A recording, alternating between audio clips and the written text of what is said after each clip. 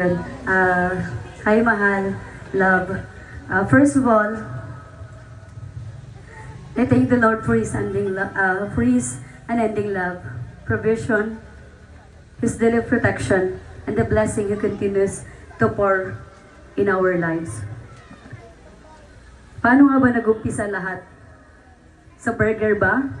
Anong birthday mo nautid ako kahit hindi naman ako invited? Kidding aside, umattend talaga ako kahit hindi ako invited. Pero invite naman ako ng pinsan ko, so counted na yun. At sa mga invite lang ng kanilang friend dyan, chance nyo na to. Joke lang ulit. Everything started when I attended your birthday.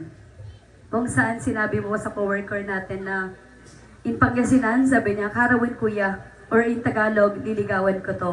At ayun na nga, simula noon, hindi na natapos ang kwento natin. May mga araw ng libreng burger.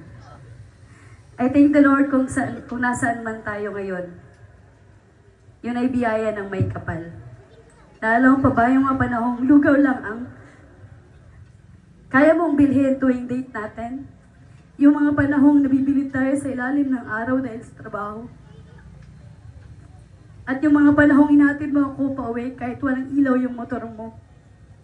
I appreciate lahat ng sakripisyong ginawa mo at patuloy na ginagawa para sa atin. Starting this day, ipinapangako kong pagsisilbihan kita bilang iyong asawa at magiging mabuting ina sa mga magiging anak natin. Kahit madalas kang malayo, nangako akong ikaw at ikaw pa rin ang mamahalin ko sa bawat araw at sa bawat pag-uwi mo. Being a wife of a man in uniform isn't easy.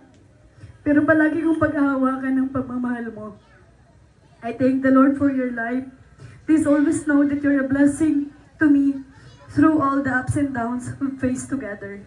Madami na tayong napagdaanan at alam kong marami pa tayong haharapin. Wala akong ibang hiling sa Diyos kundi ang kanyang patuloy na biyaya at paggabay sa bawat hakbang ng ating buhay. I love you, my burger.